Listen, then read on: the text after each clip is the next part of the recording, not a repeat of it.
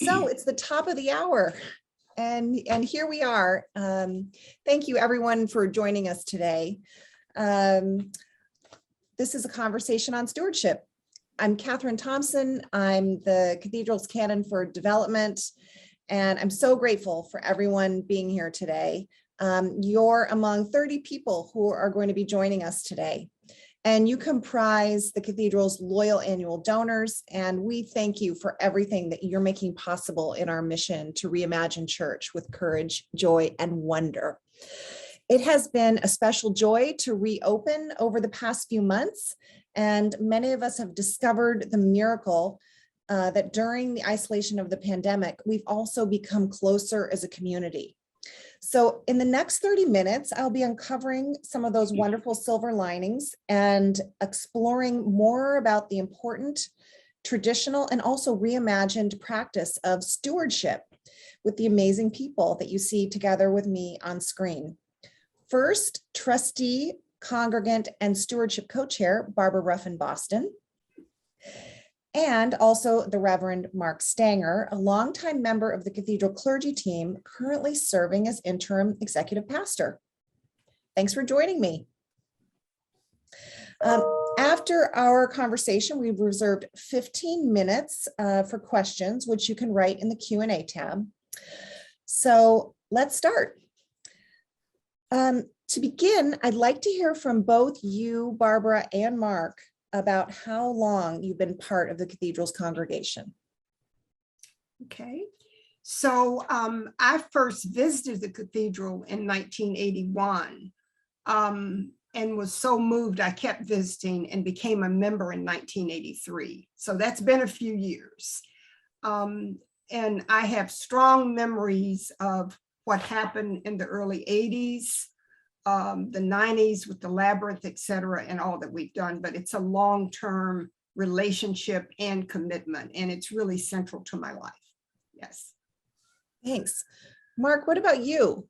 Gosh, my first visit was, I moved to San Francisco in '88, and at that time, I had given up church. Long story. I hadn't been in a church for 2 years. And I started at Church of the Advent, and a friend said, let's ride the cable car and get off and go to Thursday Evensong. So that was in '88, '89. So that was my first visit. Little did I know in the mid-late '90s that I would join the staff of Grace Cathedral. So yeah, and that led to other things and other adventures, and I'm glad to be back on the staff now. Thank you. Well, we're glad to have you, but it also made me think to ask you a question that I wasn't thinking about asking, which was, do you, Barbara and Mark, remember when you met or how long you've known each other? I met Mark when he came because I was a part of a committee where we were looking at bringing people in on staff. So that's how we first met. Yes. Yeah. Yeah, that is. And then I just remember usually seeing Barbara at the earlier service, sometimes the later service, and then at various activities and meetings. And of course, dear Kermit, who's in heaven now, who was just a wonderful friend and co-congregant, and who later became board chair. And so it's hard to know. It seems like we've known each other forever. Thank you. Right. And I'm pretty sure that 95% of the people watching know who Kermit was, but if you didn't, Kermit Boston is Barbara's late husband and was a former chair of the board of Grace Cathedral, as well as a well-known philanthropic volunteer and business person in San Francisco. He was a very important figure in the Cathedral's history. I didn't know him personally, but I know a lot about him from stories people continue to tell. So Barbara, let's fast forward, and maybe you can tell us about your experience of the Cathedral over the last year and a half. How have you been interacting with Grace? Amazing. I've kept the connection.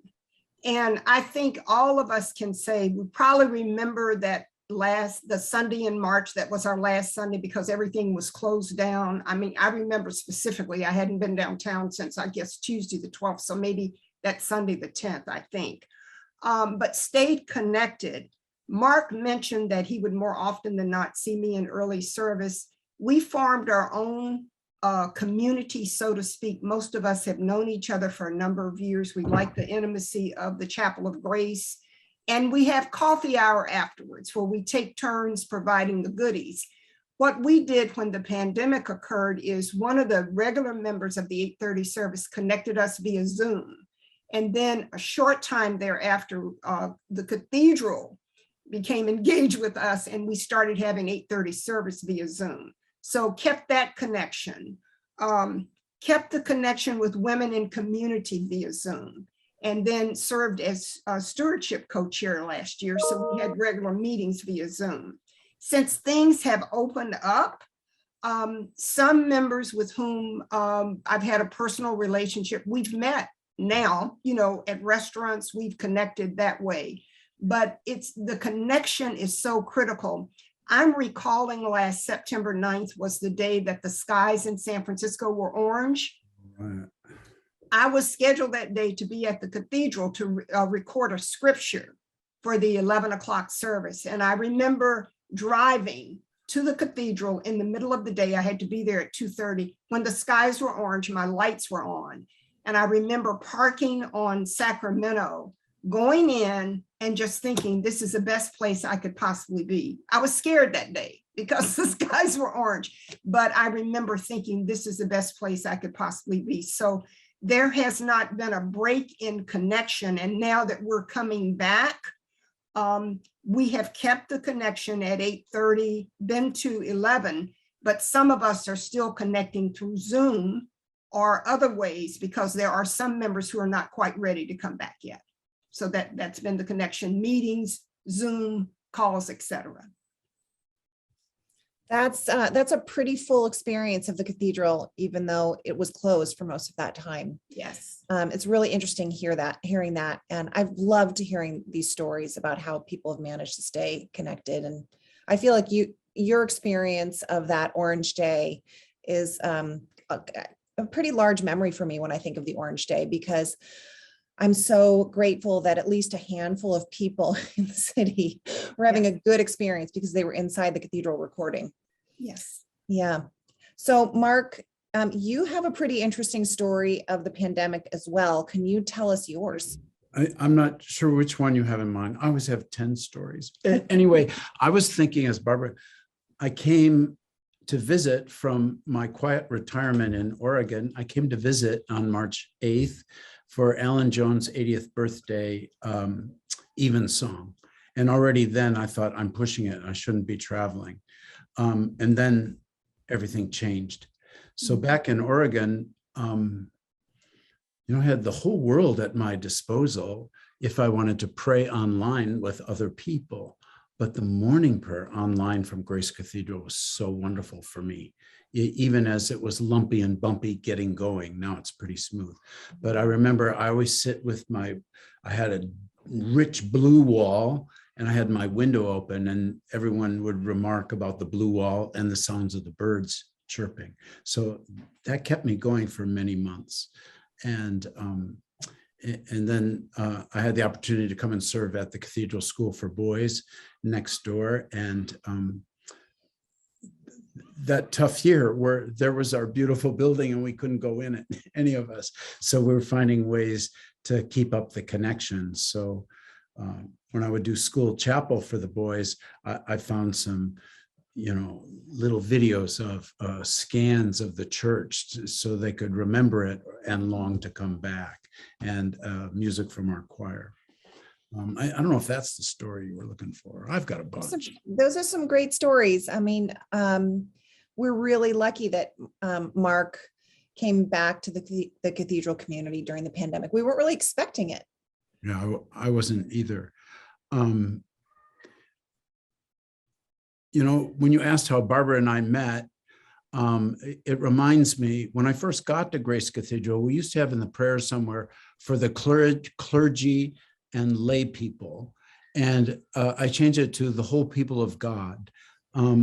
There's not an us them in Grace Cathedral. When Barbara talks about meeting offsite or gathering at coffee hour, you are the cathedral at that moment.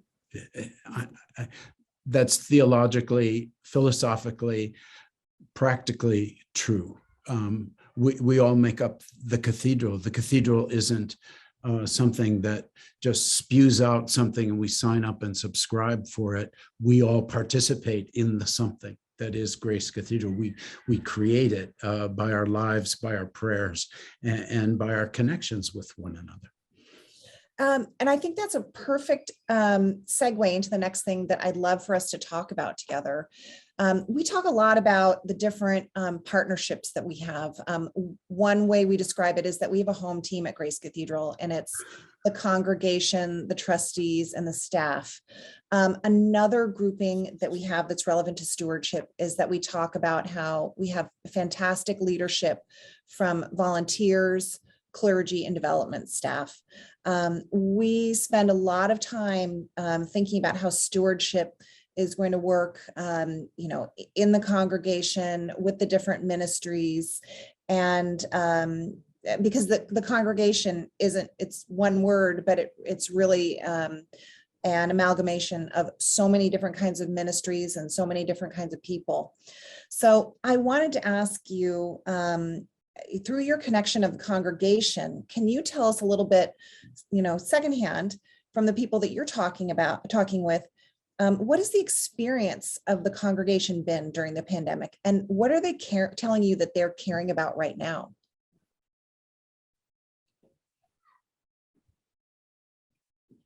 Either one. Either one. You look like you're ready to speak, Barbara. I think to stay connected, I believe all of us have a personal story, or as Mark said, maybe several personal stories that connect with the cathedral. But for those with whom I've interacted, either committees or seeing or connecting in some other ways, to stay connected, a strong belief and feeling about the cathedral and that it continues. I think we've all accepted also that it's both. It will be in person, but there will also be the opportunities that will be virtual, that will be online. But there's a strong, from the people I'm interacting with, a strong feeling about staying connected, continuing the cathedral, joy that it's finally open, all of that. So, yeah. Yeah. I mean, yes. I remember when we opened for the first Sunday on Pentecost in May, I thought this will be another lumpy, bumpy thing. Oh my God. It was so luminous and magnificent. And I wish everyone had been able to be there. And I'm glad we're able to share it widely. And that's continued as we continue to evolve into this new way of being, of both and communities. We're in person and we're with you live online also. I think it's tremendous. I think of another story, sorry. In 2002, before Zoom, 2002, I had my first group in Jerusalem, and we went to Little St. Anne's Church, and this French-Canadian priest came out, missionaries to Africa, and he said, "Oh, Grace Cathedral, I listened to your Sunday service online late at night, because we used to just do an audio." He said, "Oh, you bring me so much hope and sanity." And so our reach goes so many places and to so many hearts that it was by chance I found about that one. I thought, how many hundreds others? And that was 20 years ago. Mm-hmm. Yeah, I'm hoping that's only grown. And certainly we're starting to learn that it does seem to be pretty wide reaching, and we can really tell that. And I do hope it continues to grow. So Mark, you're obviously a member of our clergy, and I would love for you to share a little bit more about your experience of being on the clergy team and serving the congregation right now. Yeah. Well, coming back here, I saw, I mean, clergy are human, so they were as tired and, just wondering where their next pint of oomph was coming from, but they kept oomping on, and like everyone else has. I also noticed that my interactions with congregation members, we were able to visit hospitals again, and we were able to be with sick people. We were able to help people plan their weddings again, and or plan a funeral. And it's just been wonderful. And then to re-recognize us, as Barbara said, around town, to bump into a congregation member at Trader Joe's or down on the waterfront. So the connectors among people in the congregation are so strong, even when we're not all in the same place at the same time. The deep sense of belonging to Grace Cathedral, the deep sense of a kind of humble pride. There are a million churches. This is our church. This is where we receive, and this is where we give. And it's just great to hear people talk about it as if it's, I don't know, this sense of belonging and also care, like this is our church. It's nice. Well, And I wanted to build on one thing he said to make sure that when we talk about how we got through this, how we're getting through it and where we are now, I wanted to go back to the team work that Catherine, you mentioned.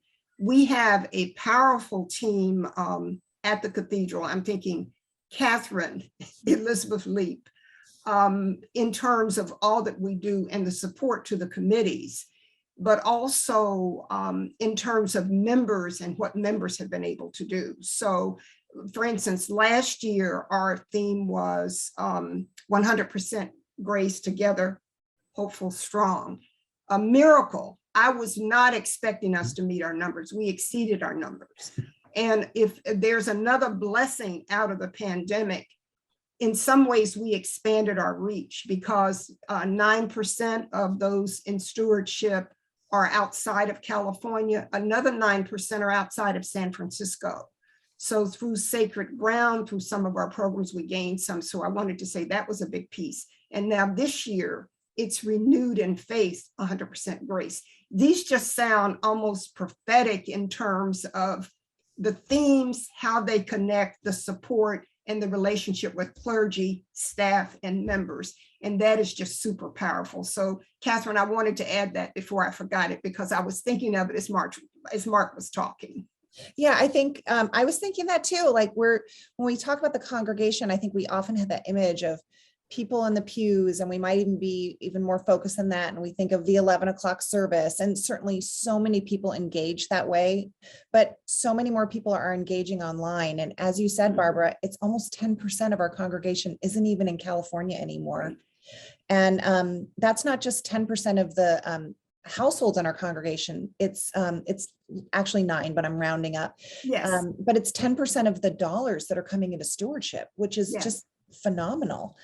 And I think it's great that you mentioned leadership, and it was so terrific that you named some of us, especially Elizabeth Leap, who's the annual fund manager, who's just been transformative since we brought her on staff at the cathedral. But you also have an amazing co-chair this year who's new to the congregation, Meredith Long. Christine Benson has been with stewardship for a long time now, and she's a trustee, and she does a million other things at the cathedral. We are so lucky to have great leaders. And then think of all the people who once a month unfailingly show up on Zoom, let alone all the other things they do at the cathedral. But there are about 20 people, including, I think, 6 trustees on the stewardship committee. Yes. Here. It's a lot of fun, Mark. You should come to one of our meetings. Maybe I will. Yeah. Okay. All right. We'll talk about that. I had an in-person congregation council meeting. It was so wonderful. I've been on Zoom meetings with different constituencies here. I'm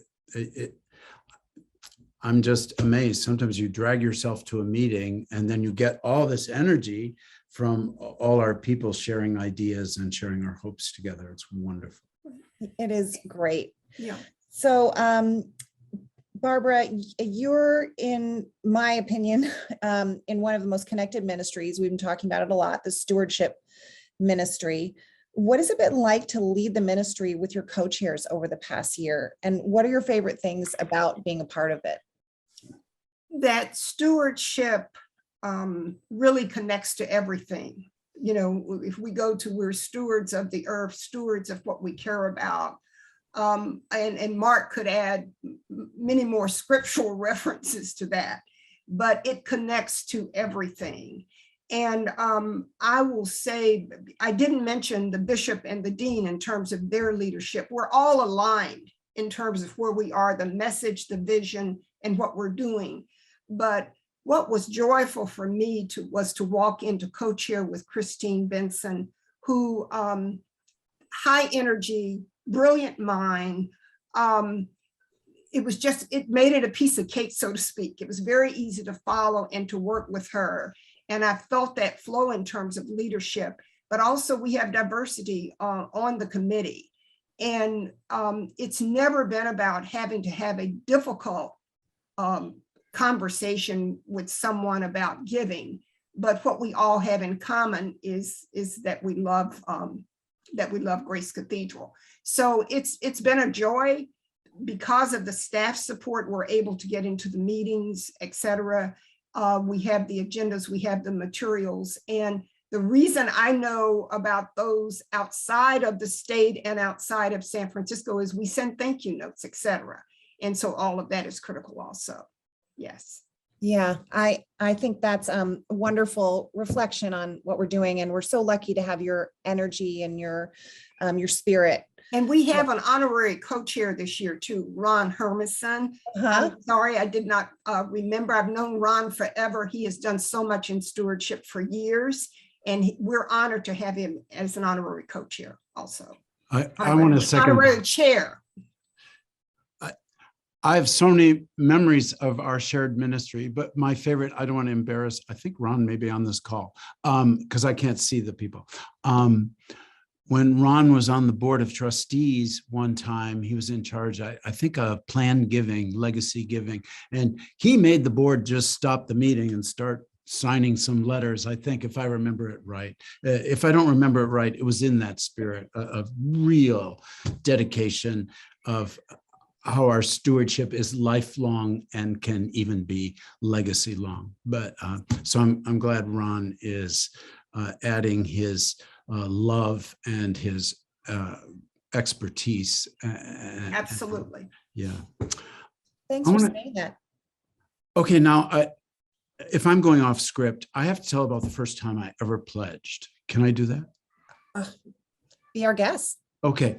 I grew up in a church that didn't have pledging and budgets, and just every week in the bulletin, it said, this is what our debt is, and this is what we collected. And I never saw like a plan, and it kind of seemed hopeless. I don't know how.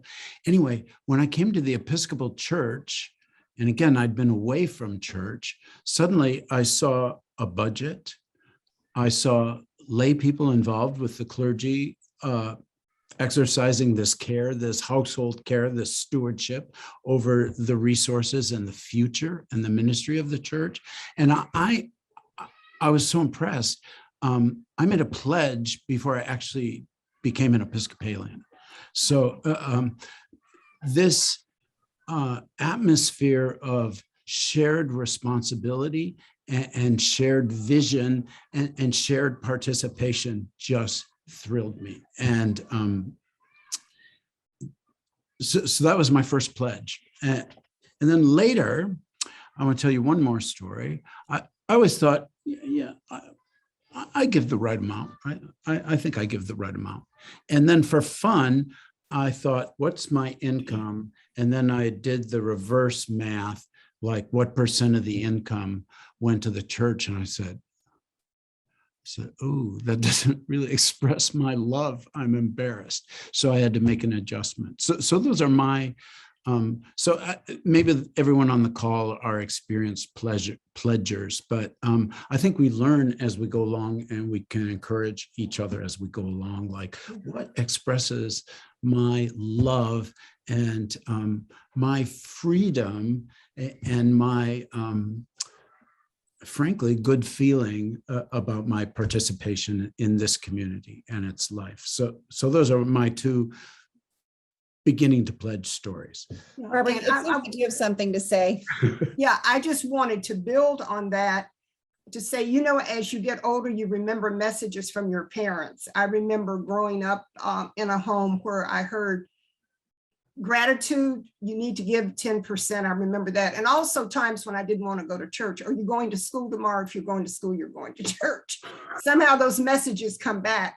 But I'm thinking specifically the first time I visited Grace, I was working in corporate America, probably traveling 80% of the time. When I came inside that Sunday in 81, I just felt a sense of peace. Like there was peace nowhere else, but I felt a sense of peace there that stayed with me. And I remember agonizing over the first time I pledged because I kept thinking what if messages. What if this position doesn't last? What if I'm promising something I can't do? But I also remember the other messages like, be grateful for what you have. It comes out of gratitude. And the other piece is caring about grace and wanting it to continue and wanting other people to have the experience. So that overweighed it. I've never regretted the pledge. But there was a point too when I did a list of what's on the list of what do I owe, how much am I making, that percent. Our circumstances can change in life, but there's an emotional, for me, component around it's out of gratitude and stewards and how much I love Grace and want it to continue. And I think for everybody, we have participating today also love Grace Cathedral and are going through the same personal piece around that. But I think we all have our stories and our memories too. So I just wanted to build on Mark's. Yeah. It's wonderful. I realize we've gotten a few minutes into this conversation, and we haven't mentioned that it's just easy to find more information about stewardship online. There's actually on our homepage, there's the word stewardship in one of the top navigation bars, and you'll go to a page that will tell you a lot about things. Our brochure has a really interesting graph on how successful stewardship has been over the last few years. It is growing. There's the graph down in the blue. And we actually grew stewardship last year 12% in dollars and 4% in households in a time where we were closed, for the majority of the year. And it was just wonderful. I mean, it's really humbling to think about that. Mm-hmm. And I wanted to just add also that stewardship the pledge makes a difference, because if we don't have those contributions, if we don't know they're coming in, it can impact what we're able to do regarding clergy, staff, and also the programs, which are so essential to all that we do. Right. And that's the big difference. And that's what we want everybody to keep in mind as they're thinking about how they're pledging. Yeah, I agree. And that goes back to my first impression. I mean, I'm a lover, not a fighter, but I do want to know that things are being taken care of in the right way. And stewardship, the pledge, allows the decision makers to plan sensibly and sanely, and but also with vision and hope. So, and not just the cathedral's worship and programs and beauty and philosophy and message, but for myself, to walk in and know that I don't just imagine myself part of this, I am part of it. I contribute, and I wish I could do more. So I mean, many people on this call already know this, and so it's necessary for my own well-being and happiness and spiritual honesty, but it is necessary for the cathedral's continuation in the way we've come to love and appreciate all the Grace Cathedral is. The congregation, we're the home team.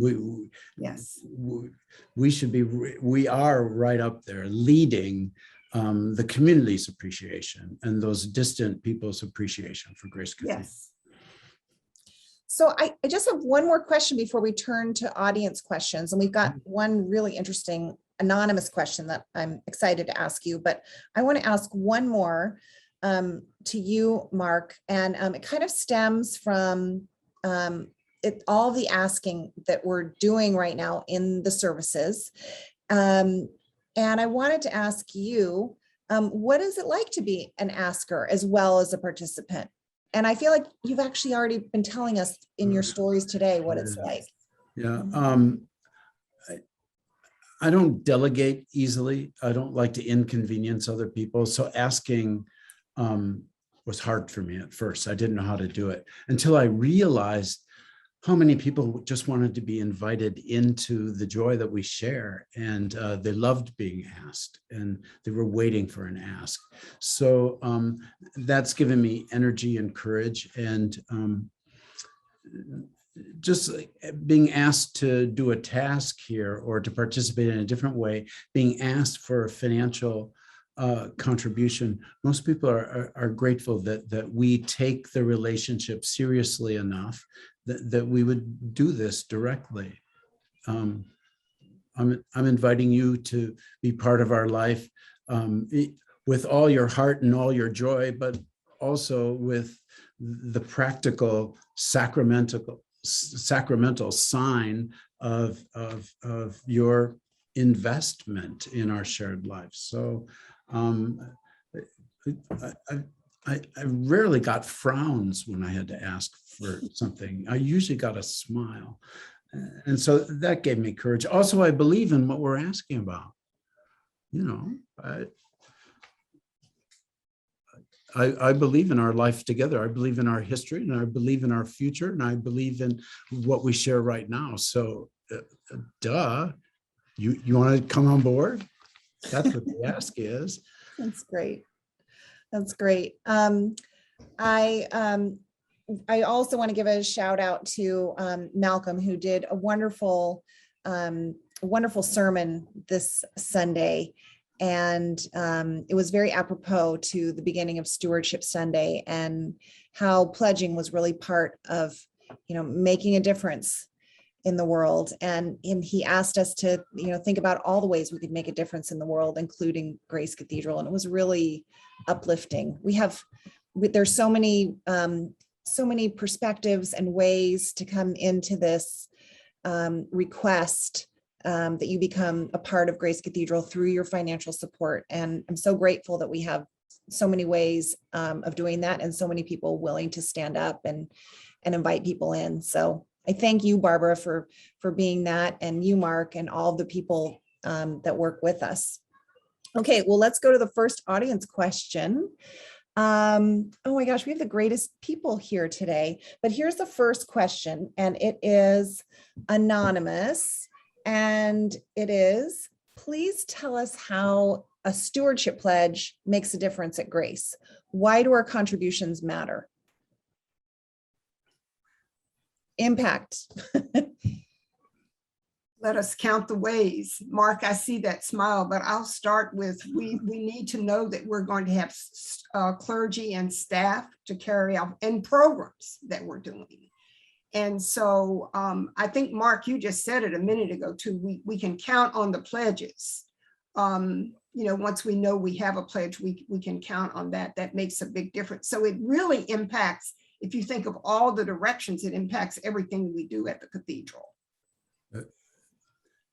Yeah, again, participating via pledge is good for my spiritual health. And I love doing it with, by the way, direct debit from my checking account. And what I do every month when I see it, I thought, thank God I was able to do that. And I feel good. But the other thing is, the pledge, is, this isn't exactly math, but the pledge is at least one of these fingers that's holding up the cathedral. The congregation pledge is a whole finger of this hand holding up the cathedral in our budget. Is that more or less right? About That's a more or fifth? less. I mean, that's Yeah. pretty good, actually. A fifth is pretty good, Mark. Yeah. It's a $7 million, operating budget, and Yeah. yeah, it's a little less than a fifth, but it could be a little more. But imagine that the cathedral, our community, not the cathedral, us, everyone hearing my voice now, we rely on so many other ways. So our part is at least, to hold up that part of the support of the cathedral. In my vast, wild, crazy life, I have people who have become really successful in business or in university administration. And when they came to visit, they'd say, oh gosh, what's your endowment? 80 million, 100 million? What a place. And I said, well, we live hand to mouth for the most part. We have a little endowment. We live hand to mouth. And they say, wow, people must love Grace Cathedral. I said, yeah, they do. We do. Mm-hmm. People do love Grace Cathedral. Here's a great question from Amy Quirk, and I might answer it at the beginning, and then Barbara and Mark, if you want to take it from there. The question is there an opportunity to make a pledge directed to a follow-up to Sacred Ground? For example, what about to a restorative justice program or leader, clergy or lay? And that's a great question.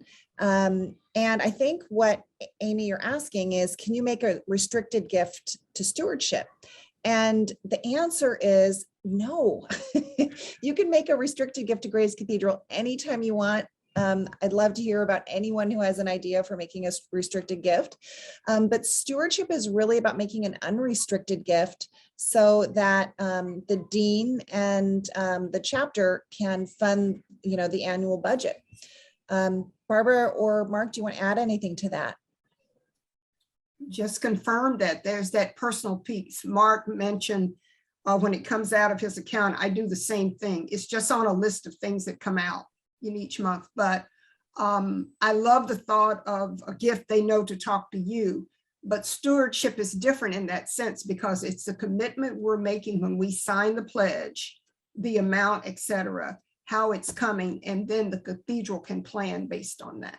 I want to say something really briefly about Sacred Ground. That's such a successful part of our inner life that not everyone's aware of. Right now, we're a little short-staffed and we're still learning new dance steps together, but Sacred Ground is going to continue. So thank you for your allegiance to that, the way other people are concerned that certain parts of our life carry on. Certainly the dean and chapter want wherever there's vitality in the community to continue and flourish and to grow. And again, the pledge helps that happen all across the board. Right. And in fact, when you are supporting the core of our mission through an unrestricted gift, it's so appreciated and such a generous thing to do. You're saying that you'd like the mission to be sustained as it's being planned for the year ahead, and things like restorative justice and Sacred Ground and coffee hour and pastoral care and all of those things can continue. So it's an incredibly generous gift, and we appreciate them so much. Let's see if there are any other questions in here. I certainly have a couple more for Mark and Barbara. I think we've gotten the questions. We have some really nice comments. If you are interacting on the chat, you will see that Greg Casserly says it's so nice to see everyone, which is great to hear from him. Yeah, Greg has been one of our acolytes in the past and done other things, and Yes. He's living the high life in Palm Springs or somewhere, and he's staying connected. Thank you, Greg. Perfect. So good people to like see. you. Yeah. Perfect. And the appreciation that people ask, the appreciation for leadership. This is wonderful. So I have one wrap-up question, I guess, before we go. We'll finish on time. And my question for you, Barbara and Mark, is what is giving you hope right now? Oh, let me count the ways. Hope that, first of all, we learned to power through last year, and we're continuing now, even with the Delta virus. But hope as we've come back also with the realization that we are reimagining how we're going forward, that it will be a both and, most likely. Hope when I hear the music on Sunday, when I'm able to be there, to hear the homily, and to see others. And hope also, even in the level of participation of this today, the forum and all the other things that we're doing, that we're still connected. We still have in common our love for the cathedral. And that gives me tremendous hope. Yeah, I'm, I have a cranky Frankie face a lot of the time. But my heart is so fed by the love and care that people show one another within the congregation, within the staff, and again, the love the wider community has for Grace Cathedral, real affection. And so that gives me a lot of hope. It gives me hope when I see people on the steps, or are you from far away? I always say, and they say, no, we live here, and we wanted to show people Grace Cathedral, our visitors. So when I see so many bonds of affection here, that gives me hope. That exceeds checklists and reasons. When I see hearts open and hearts ready, and sometimes hearts hurting, coming here. So I'm very hopeful. I love it. Hajar, who's helping produce this behind the scenes, told me that in the exuberance of reading all these great comments, we missed one question. And here's the question. It's from Anne, who is one of our out of California friends. And she says, in addition to Zoom and I think services online, what else is being planned for those of us who are in the congregation who are far away? Is there thought being given to that? And I would say, yes, there's a lot of thought being given to that. Yes. But one of the more immediate things that we're doing is we're looking at more opportunity for small group ministry. So, we've talked a lot about Sacred Ground, which was such an amazing part of our life together during the pandemic, and connected and enriched so many people in the community at large. But Malcolm loves doing a series of Bible studies.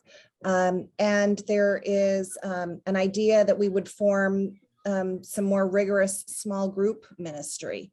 So I think there are more things. And I think when we're asked a question like that, we realize we just have to keep stretching ourselves to engage more people more meaningfully, even though we might not see everyone all the time. Mm-hmm. Mm-hmm.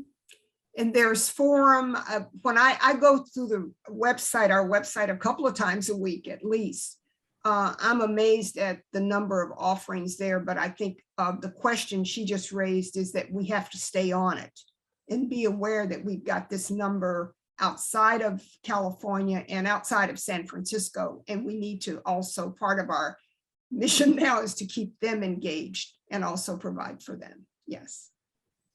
Well, this has been a really, for me, a really high energy time to connect with everyone the last 45 minutes. I really appreciate, Barbara, your being here again.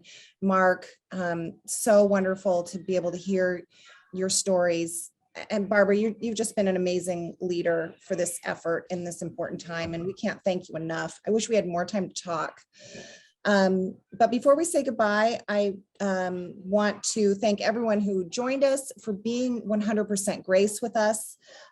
We can't really express our appreciation to you fully either, but we promise not to stop trying because this is a magnificent community that we have here. If you know anyone who would benefit from watching this conversation and you want to see it again, please check our YouTube channel. And then lastly, I want to let you know we planned our next communication or our next conversation like this for November 18th from 11 to 11:45 again. And it's going to be about communications. We're doing some exciting things in the communications area at Grace right now. We are looking at our brand positioning and reimagining that. We're reimagining our brand identity, and we're planning to do a new website this year. And I'm sure there are other things we'd love to talk about too, but those are on the horizon, and we'll be having a conversation about that next. So I hope to see you many times before then, but that is on November 18th. All right. Well, thank you, Barbara. Thank you, Mark. Thank you. You're welcome. Thank you. You got me going again. So here we go. Lucky us. We'll see you Sunday, Mark. Yeah. Okay. Take care. Bye, Barbara. Thanks. Bye-bye. Thank you, Catherine. Thank you so much. Bye-bye. Thank you.